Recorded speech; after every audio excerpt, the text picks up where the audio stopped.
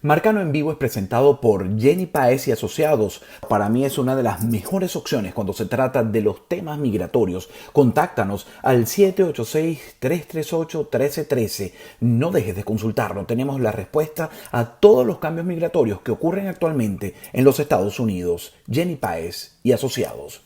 Llegamos a ustedes también gracias a Colágeno de Pablito, con sus productos que realmente nos ayudan con el bienestar, la salud y la belleza. Con 20 años de experiencia en el mercado, llama al equipo de Pablito y te damos todos los detalles. Te provoca un suculento croissant de chocolate con la mejor receta de Francia, La Croquantine. ¿Has buscado una pastelería que se convierta en tu lugar favorito? La Croquantine. La Croquantine tiene la mejor repostería del Doral y exquisitos platillos de comida francesa hecha por reconocidos chefs de Francia. La Croquantine está muy cerca de ti. Estamos en la 7930 Northwest, en la calle 36 del Doral. Nunca olvidarás nuestro nombre. Somos definitivamente La Croquantine.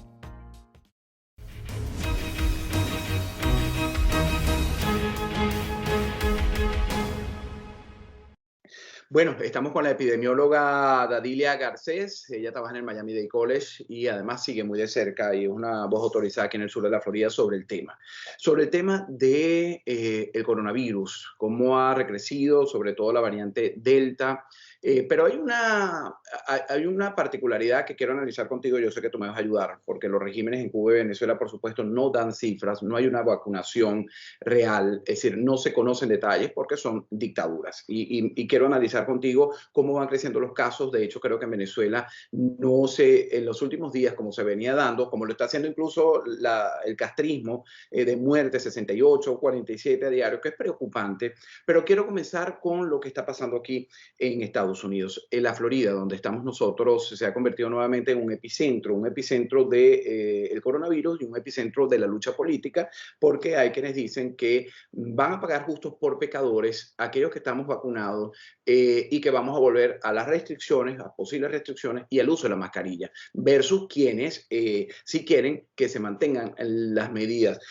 ¿Cuán cierto es, doctora Adilia, que si yo estoy vacunado, incluso a algunos les ha dado COVID y no uso la mascarilla, yo no estoy dañando al que no está vacunado, que debe usar la mascarilla y mantener la distancia social? Mira, las enfermedades no se comportan de una manera tan lineal, sobre todo enfermedades respiratorias como es el COVID-19. Aquí tenemos que emplear, y yo nunca estuve de acuerdo cuando el Centro de Control de Enfermedades dictaminó el lineamiento de retirar las mascarillas en lugares cerrados a personas vacunadas. A pesar de que uno esté vacunado, eso no impide que el virus llegue a tu cuerpo. De hecho, hay personas que se han vacunado y se han enfermado. Y hay personas que pueden pasar a ser asintomáticas a pesar de ser vacunadas. Y eso contribuye a que se continúe transmitiendo la enfermedad. Aquí todos tenemos una responsabilidad como individuo y como colectivo de tratar de frenar la transmisión y las altas tasas de mortalidad que se están presentando, que se presentaron, y la incidencia.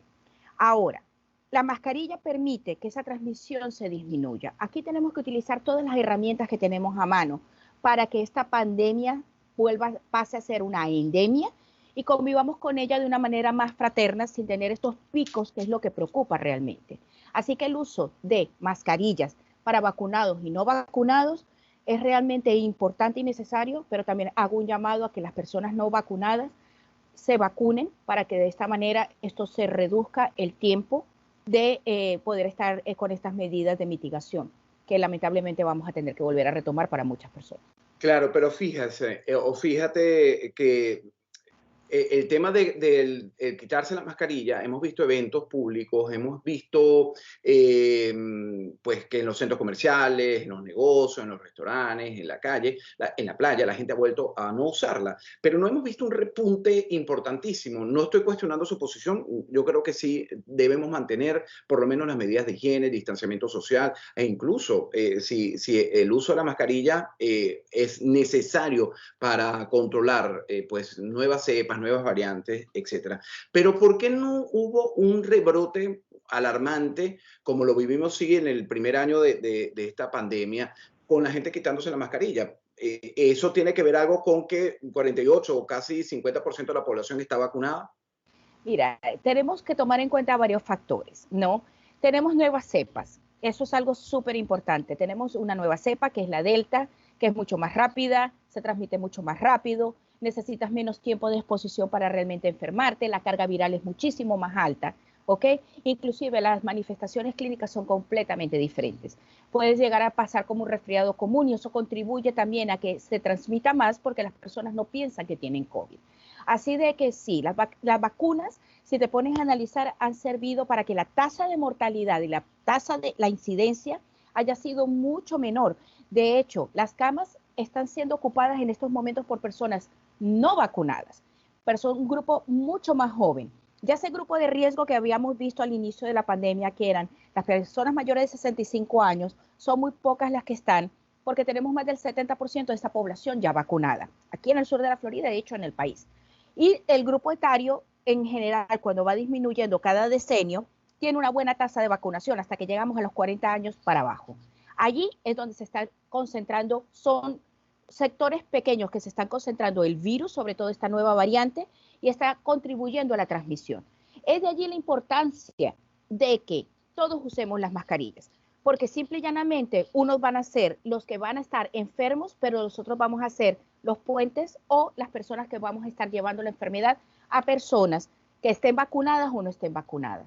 Y esto no tendría sentido. Es como que el diabético que se inyecta la insulina, pero se come el dulce.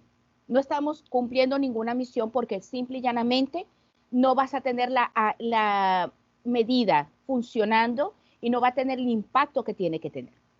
Bueno, ojalá que alcancemos esa endemia. ¿La lograremos en algún momento de este año, en lo que resta de este año 2021? Para serte honesta, si la proyección de los casos continúa de esta manera, no es solo la Florida, tenemos que recordar que hay más de 5 estados que están presentando una alta incidencia de casos y venimos a los meses más fríos al norte del país, donde las personas empiezan a estar más en lugares cerrados por el clima, no pueden estar tanto al aire libre. Esto va a contribuir y no hemos visto todavía tampoco más casos, porque se van a presentar más lamentablemente. Nuestros estados, especialmente la Florida, está muy abierto al turismo. El condado de Orange está teniendo una alta incidencia de casos porque los parques han estado a su capacidad máxima y esa movilidad de personas dentro de Estados Unidos y personas que vienen del exterior contribuyen a nuestros números y hasta alta incidencia. Así de que yo pienso de que lamentablemente, respondiendo directamente a tu pregunta, no vamos a llegar a endemia a finales de este año. Si continuamos con una buena tasa de vacunación y con las medidas, probablemente el primer trimestre del próximo año. Bueno, ojalá, esperemos sea pronto. Vamos a pasar al tema que nos ocupa. Estamos conversando con la doctora Dadilia Garcés, epidemióloga del Miami-Dade College, epidemióloga de profesión venezolana, aunque nació en Colombia, se crió en el estado Zulia. Vamos a comenzar por Cuba. Yo sé que usted tiene muchos estudiantes, ha preparado a muchos cubanos aquí en el sur de la Florida, en esta área, en el Miami-Dade College. Pero quiero su lectura de la situación. Sé que tenemos pocos elementos para juzgar lo que es este coronavirus, cómo se ha comportado, cómo ha matado, cómo ha llevado a hospitales lo sabemos, la poquísima atención médica en los hospitales y el interés de los regímenes en atenderlo. ¿Qué ha oído usted? ¿Qué sabe de lo que está ocurriendo con el COVID-19 en Cuba? Mira, han ocurrido varias cosas que siempre como experta de salud pública me preocupan mucho. Uno, se le dio la falsa impresión a la población de que existía una vacuna efectiva, que siempre hemos hablado que es una vacuna no aprobada, de la Abdala, se la pusieron a la población. Esto crea la falsa percepción de seguridad en la población. ¿Con qué se desató? ¿Con qué fin? No sé. Inclusive la promovieron para que las personas del exterior se la colocaran mientras estaban de turismo en la isla. Europa no la acepta, muchos países no la aceptan. Esta falsa percepción de seguridad contribuyó también en una Cuba donde la gente tiene que ganarse el día a día, a hacer colas para buscar lo más básico, a que la contaminación y la transmisión de la enfermedad se esparciera mucho más rápido, porque muchas personas también relajaron las pocas medidas de mitigación que podían tener. Así de que después de que tenemos esa combinación con una hambre desatada que existe en Cuba, porque está peor cada día, y un sistema de salud absolutamente colapsado, donde no hay los tratamientos que se deben cumplir, Yo siempre he dicho que yo no le creo a los sistemas comunistas ningún número estadístico en lo que se refiere a salud pública, porque generalmente yo los multiplicaría por 10 o por 100.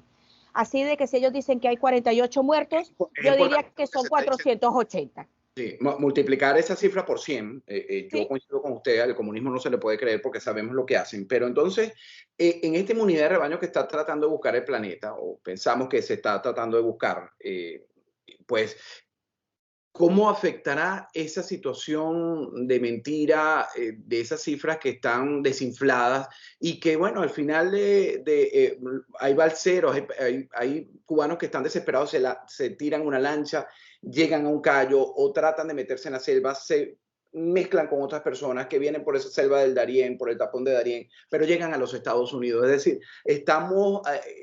¿qué es lo que pudiera avisorar esa realidad? Mira, lamentablemente estos países se vuelven unas bombas de tiempo en salud pública. Venezuela en estos momentos está empujando a muchos venezolanos a Colombia, a un sistema que es muy frágil de salud. Nuestros países no tienen esa capacidad y los casos de COVID que se están reflejando también son de muchos venezolanos compatriotas que están en calidad de refugiados prácticamente en países como Colombia. Así de que esto va a seguir siendo, afectarnos altamente como comunidad global, tener regímenes mentirosos que no dicen la verdad de qué es lo que está ocurriendo, que maquillan cifras.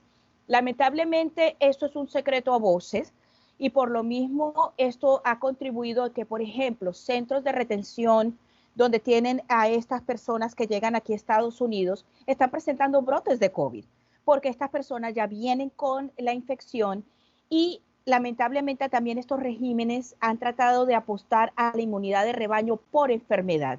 Y ya se ha comprobado con el COVID-19 que no se logra la inmunidad de rebaño si tú te enfermaste y vamos entonces a esperar de que todo el mundo se enferme y al que sobreviva, sobrevive y vamos a tener la inmunidad de rebaño. Porque gracias a eso tenemos una variante Delta en la India y tenemos una variante brasilera que se causó por esta razón de que en Manaus apostaron a que todo el mundo se enfermara y trataran de que tener una inmunidad de rebaño y ahora tenemos nuevas variantes. Así que esto se vuelve un problema más que político de salud pública muy serio para la región. Antes de pasar más detalladamente al tema Venezuela, quiero preguntarle, esta variante, por lo menos el dictador Nicolás Maduro en días pasados habló de que había 2 casos que habían entrado por Maiquetía, que bueno, al final es parte de una mentira porque por Maiquetía no se permite la entrada sin las pruebas de PCR. La gente debe llegar de cualquier país con una prueba negativa del COVID, ¿no? Pero ¿cómo se determina esa nueva variante? ¿Quién? Porque es que hay quienes creen, y es la base de los que no se han vacunado todavía, que es un invento de países, de enemigos de la libertad, y que por eso ellos no se van a vacunar, porque piensan que le van a poner un chip o que los van a controlar, que los van a monitorear, etcétera. Pero bueno, basándome en eso, le pregunto, en mi ignorancia también como epidemiólogo, ¿qué es lo que lleva a determinar ahí una nueva cepa es más contagiosa? Está en Brasil, ha llegado a Estados Unidos o, en este caso, como le estoy refiriendo, a Venezuela, que un régimen no sabe ni siquiera, no hace pruebas a su población y entonces dice aquí ya hay 2 casos. Mira, el proceso para determinar una variante es un estudio bastante complejo. Generalmente lo que se hace es un análisis genético del virus y se compara con la original qué cambios ocurren en el virus para ver qué tantas familias, qué tan relacionados están. ¿Qué es lo que pasa? En las variantes que han surgido, todas las mutaciones se han visto en la corona. La variante original tenía una característica X genética, que es, para que la gente entienda, el código genético de los virus es como el de los humanos. Tenemos un orden de letras, como para formar una palabra y eso forma una proteína, ¿ok? Cuando ocurre una variante es de que se cambia una letra. Vamos a decir que el virus empieza a poner un poquito disléxico y trata de cambiar para ver de qué manera se vuelve más efectivo. Dándote esta explicación, eso implica unos equipos muy avanzados para determinar una cepa. De hecho, Europa y Brasil estaban mucho más adelantados y organizados cuando ellos determinaron sus variantes y Estados Unidos más adelante empezó a hacerlo porque son ciertas universidades o institutos de salud que tienen la capacidad de hacer eso. Venezuela, el único lugar que está haciendo es el Instituto de Virología en Caracas y estaba haciendo todas las pruebas de PCR del país, así de que no creo que hayan tenido la capacidad de hacer la determinación virológica Y dado caso, eso se tendría que hacer un número determinado estadístico de casos para saber cuál es el impacto realmente que hay en la población. Porque no se le hace a todas las personas porque es muy costoso y muy complejo. Pero de acuerdo, si yo tengo 10 pruebas y sale uno, ya yo sé decir que de 10 a 1 o de 100 a 10, mi población tengo un 10%, o sea, es una proyección matemática. Lamentablemente nuestros países carecen de esta tecnología, no creo que les convenga mucho saberlo, y más que estar preocupado de Delta, yo me estaría preocupando en Venezuela, que tenemos la nueva variante en Colombia, que es la Epsilon, que la tenemos en el patio de al lado, ya se reportaron casos aquí en la Florida, así de que esta puede ser una nueva variante que pueda ser de interés realmente para el pueblo venezolano. A mí cuando digo esto, Epsilon, Delta, yo digo, nada, nos van a someter como humanidad a estar condenados a la mascarilla. Ahí es donde entra la duda de uno como persona, ¿no? Una nueva variante, entonces no se termina de controlar, no hay inmunidad de rebaño, y entonces vamos a vivir así el resto de la vida. No. ¿Qué es lo que nos sirve el identificar las variantes? ¿Ok? Yo siempre he dicho que las variantes son como las huellas digitales. Cada variante tiene una huella característica. Esto nos puede decir quién es el chico malo y quién es el chico bueno, porque también hay variantes que van a ser las variantes buenas, las variantes de que, ay, no, yo no le voy a dar problema a esta persona, pero hay variantes que pueden ser más agresivas. En general necesitamos saber quiénes son los chicos malos, que es lo que nos estamos enfocando. Han salido estas variantes, necesitamos saber qué tan agresivas y qué tan efectivas son. ¿Y esto qué nos va a permitir? Procesar mejores vacunas más específicas, vacunas más características, más adaptadas a las características de las nuevas variantes. No vamos a estar con las mascarillas toda la vida, pero en mi llamado es, y aprovechando tu plataforma y aprovechando este espacio, hace 100 años llegó la influenza y se quedó. Sí, se fue después de 5 años, pero acabó con la mitad de la humanidad. Hace 100 años no teníamos vacunas. Hace más de 100 años no teníamos los estudios epidemiológicos ni la comunicación que tenemos ahorita, que ha jugado en nuestro favor y en nuestro contra. En favor, porque sabemos qué está pasando y controlamos las cosas, pero en contra porque se ha dado pie para que diferentes plataformas creen mitos. Todo el mundo quiere ganar ahora popularidad y ser famoso a base de algo que es un problema simple de salud pública.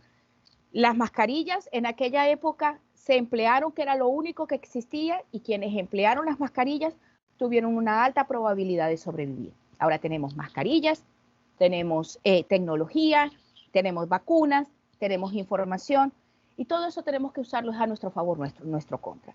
Así de que yo lo dije hace un año en uno de tus programas, esto va a durar 2 o 3 años, porque es el comportamiento del virus. Pero el que dure menos depende de nosotros.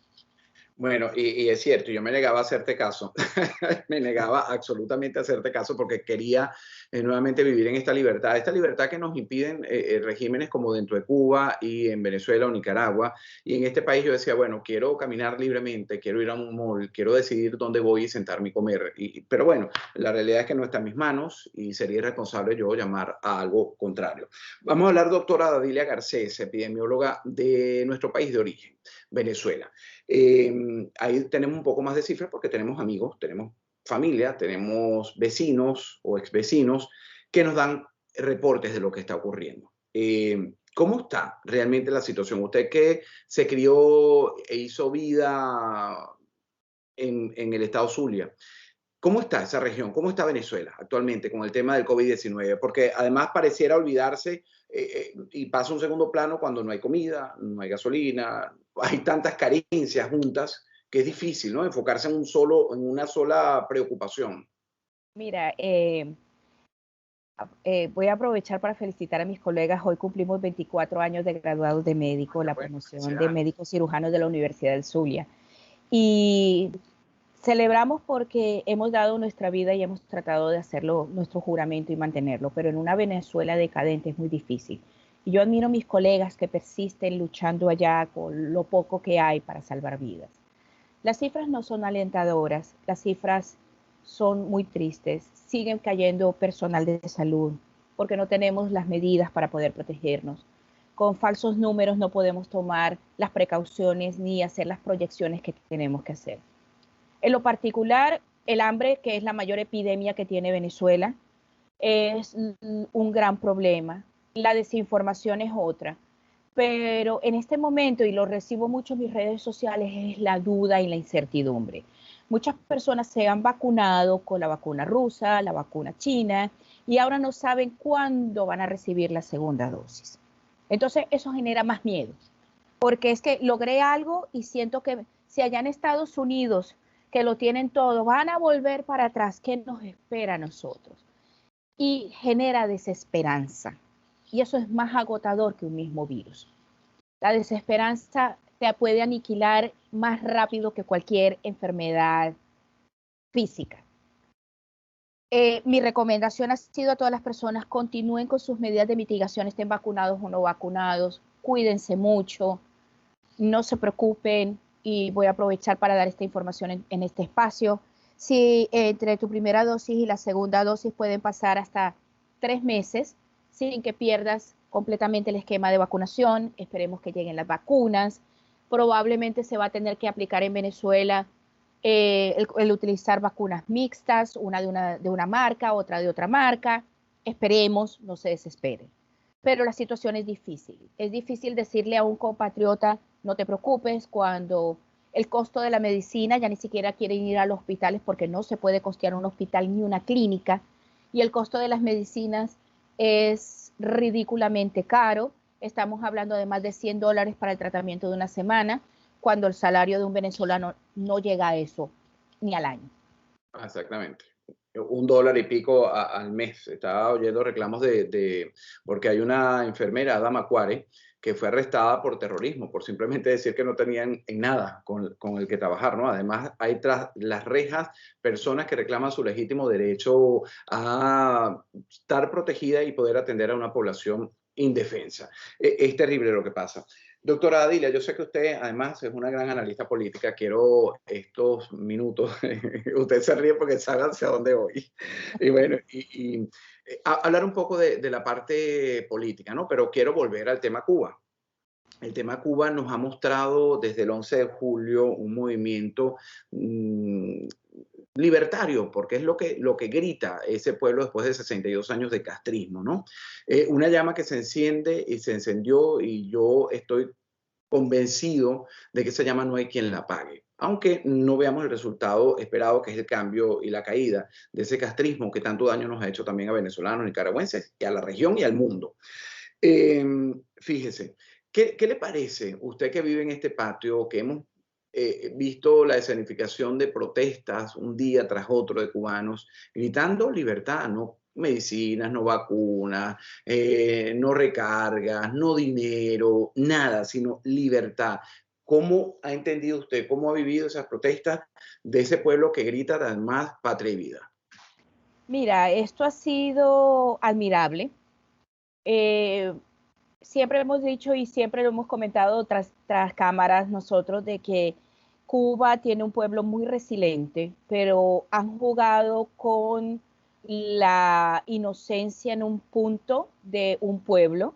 Lo más atrevido de este análisis realmente es de que es la población que ellos han criado. Ya esta es casi la tercera generación de un régimen, y es la generación que se está levantando. Es la generación que ha nacido en ese marasmo, ¿ok?, de un régimen dictatorial donde pensaron que con hambre y matando los sueños iban a acabar con ese espíritu que tenemos de quiero ser, quiero pensar, quiero vivir, ¿ok? Porque esto no es vida. Es una población que muy pocos, porque donde comenzó esta revolución no es los grandes centros citadinos de Cuba. Fue un centro más bien pequeño, pero es ese cansancio. El cansancio, la desesperanza, o te llevan a hundirte o sacan tu resiliencia. Y yo creo que eso es lo que ha pasado.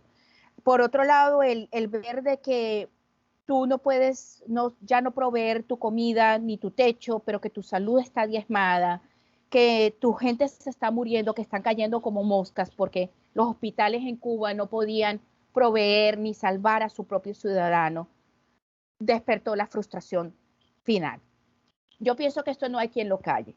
Yo siempre también he dicho de que el pueblo cubano, sobre todo el que está radicado en el sur de la Florida, es un pueblo muy unido y es un pueblo que va a seguir dando su apoyo con gritos, con cacerola, con firmas, con marchas. A las autoridades federales, locales. Exacto, no se van a quedar quietos, porque ese león que despertó, ya no hay quien lo calle. Así de que tengo muchas esperanzas, no va a ser un proceso fácil, pero los cambios tienen que ser siempre internos. Los cambios tienen que venir de adentro de los países y es lo que también le digo muchas veces a mis pacientes, si tú no quieres cambiar, yo te puedo decir todo lo que puedes hacer, pero tú tienes que generar ese cambio. Así de que también eso genera una chispa de esperanza a todo un continente. Si ellos lo logran, detrás va Cuba, Nicaragua y los demás países, porque necesitamos despertar. Exacto. ¿Y cómo despertamos los venezolanos que hemos visto esta convocatoria en las elecciones el 21 de noviembre? Hemos visto una oposición tratando de negociar a ver cómo llegan a esas elecciones, pero ya en las últimas horas el reconocimiento del presidente encargado Juan Guaidó diciendo que aquí no va a haber sino una selección. ¿Cómo despertamos frente a todo ese panorama político que tiene el venezolano al frente? Mira, lamentablemente en Venezuela se nos volvió un juego de dominó, como decimos, que estamos trancados y alguien nos metió una cabra, así de sencillo, ¿ok? Aquí hay que desarmar todo el juego y empezar con una nueva generación que no esté contaminado con un lado o con el otro.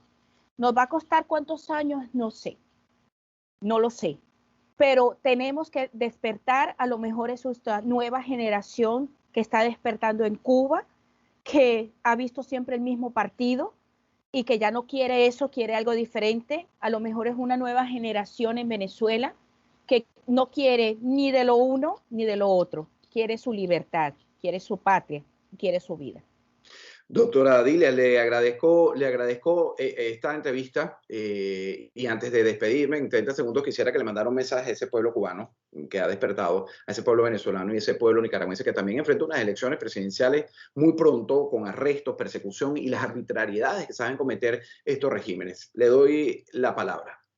Miren, número uno, cuídense. Necesitamos todos estar saludables porque un pueblo enfermo no puede luchar. Cuídense. El COVID existe. Si no tiene vacuna, utilice las medidas de prevención. Si tiene vacuna, también empléenla. Tenemos que despertar, tenemos que hacer el poder de uno. Si cada uno alza su voz, no hay quien nos detenga. El poder de uno siempre es lo que han temido los dictadores. Todos tenemos un poder y somos nosotros mismos. Así que juntémoslo y sigamos pidiendo libertad. Muchísimas gracias a la doctora Adilia Garcés, epidemióloga del Miami-Dade College, por este análisis político, este análisis de la situación epidemiológica, valga la redundancia, de nuestras naciones, la mía de origen Venezuela y Cuba. Hasta una próxima oportunidad, doctora. Gracias. Gracias.